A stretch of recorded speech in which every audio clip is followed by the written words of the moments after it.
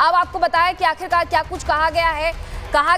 Iran का बयान है, सुप्रीम लीडर हमला हुआ, उन्होंने कहा है कि अगर हमला हुआ तो हम भी पलटवार करेंगे, भयंकर परिणाम भुगतने होंगे, जवाबी हमला करेगा ईरान, ये कहा गया है ईरान की तरफ से, ईरानी अधिकारी की तरफ से, उनकी तरफ से ये बड़ा बयान दिया गया है कि सुप्रीम लीडर खामनेई पर हमले को लेकर के ईरान ने बयान देते हुए साफ कह दिया है कि अगर लीडर पर हमला हुआ तो इसके परिणाम भयंकर होंगे और वो परिणाम भुगतने भी होंगे।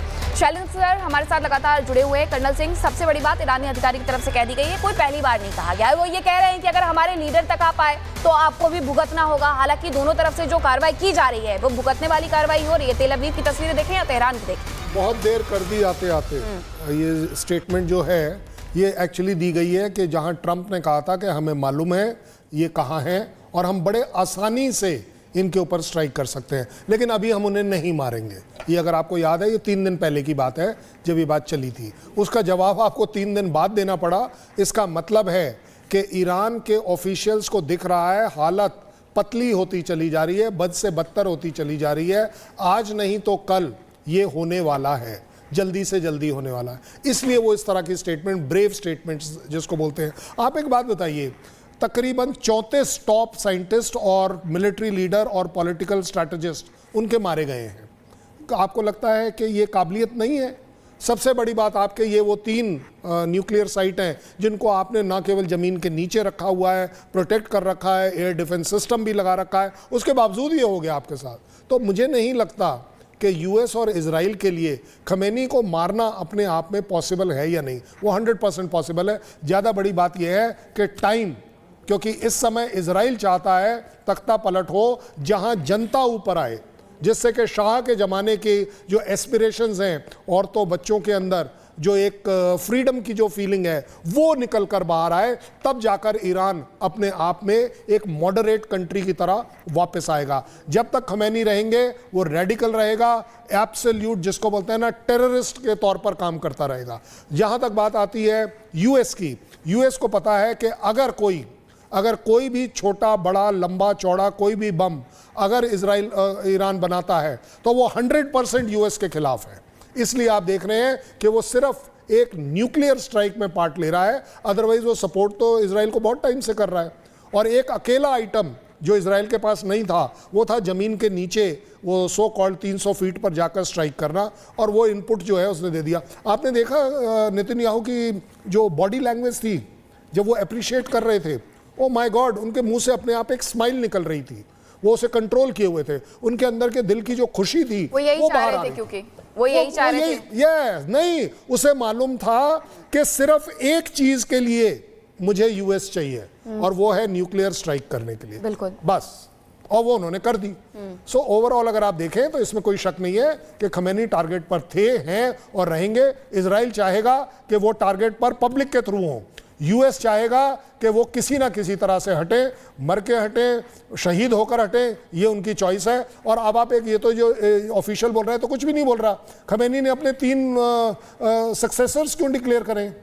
उसने तो ये भी बता दिया कि कौन मेरे बाद होगा। दैट मीन तैयारी पूरी है उसकी भी अपनी, क्योंकि उसे मालूम है कि ये बच पाना अब इसमें इम्पॉसिबल है। या फिर आप अपनी कंट्री को सेक्रीफाइस कर दीजिए। कंट्री सेक्रीफाइस नहीं होती, क्योंकि इजराइल में अपना खुद का दम है, एक अच्छी कंट्री है, एक हेरिटेज सिटी है पूरी दुनिया की, अपने आप में उसको डिस्ट्रॉय नहीं होना चाहिए।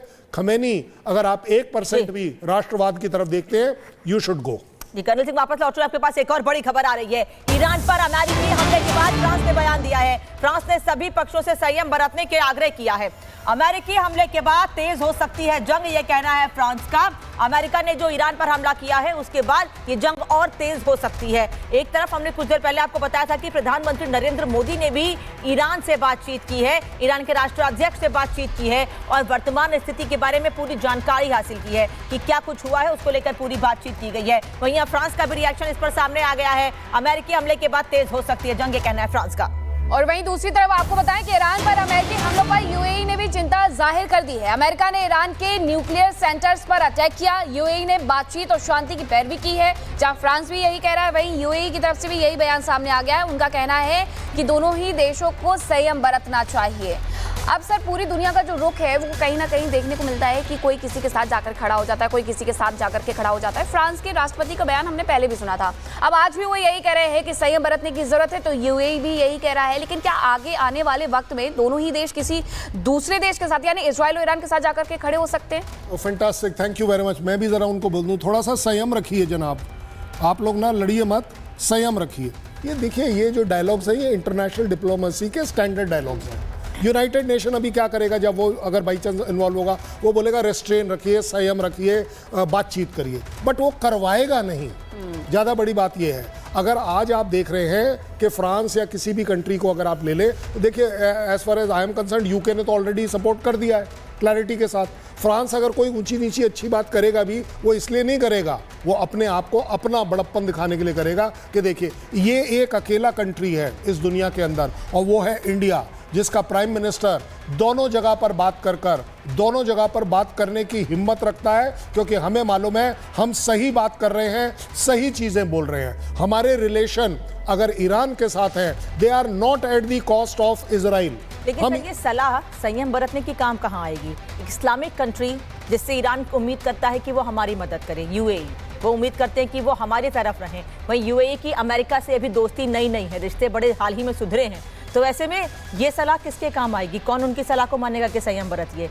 देखिए, जहाँ कहीं भी संयम वाली बात होती है ना, इसको आजकल की मॉडर्न लैंग्वेज बोलते हैं, आपने टरका दिया, आपने उस आदमी को टरका दिया, बोले अच्छा ठीक है हम देखते हैं, अच्छा चलिए आप देखिएगा, ये वो वाली बातें होती है। ज़्यादा आपने मुस्लिम ब्लॉक की बात करी, 57 कंट्री हैं, 57 कंट्री में से एक इस उंगलियों से ज़्यादा अगर कोई छठा या सातवां कंट्री आपको दिख रहा है जो इस समय ईरान के साथ खड़ा है, तो आप मुझे बता दीजिए, और अगर खड़ा है तो मुझे बता दीजिए इन पांचों में से किसकी फोर्सेस जो हैं वो आकर ईरान के अंदर लड़ रही हैं या वहां के इक्विपमेंट को मैन कर रही हैं। देखिए, आज की तारीख में मुस्लिम कंट्रीज भी बहुत ज़्यादा मैच्योर और वाइज हो गई हैं, क्योंकि जनरेशन एक यंग वाली ऊपर आ गई है। उसे मालूम है कि इस लड़ाई में पड़ने से दोनों का तो लॉस है ही, इजराइल और ईरान का, हमारा भी लॉस होगा। कोई कंट्री अगर आज चाहता है तो वो सिर्फ एक, वो है इकोनॉमिक डेवलपमेंट। जो आपने कही है ना कि कोई भी देश ये नहीं चाहेगा कि उसके घर पर भी इसी तरीके से हमला हो जाए और वो जाकर के अपनी जो सैन्य शक्तियां हैं वो जाकर के दूसरे देश के लिए लगा दे। रिश्ते इतने अच्छे भी होने चाहिए।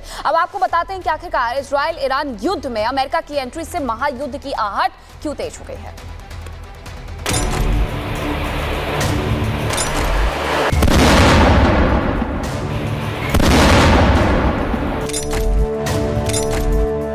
من هدف مشروع ایران هستند.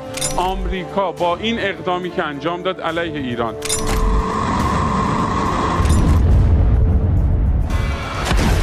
ईरान इजराइल युद्ध में अमेरिका की एंट्री से दुनिया में अब महायुद्ध छिड़ने का खतरा मंडरा गया है।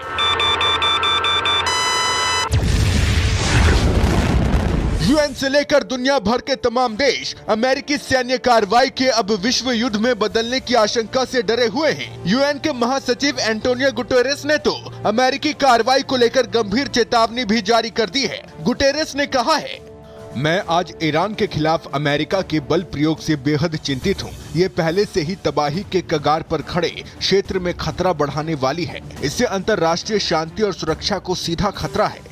इस बात का खतरा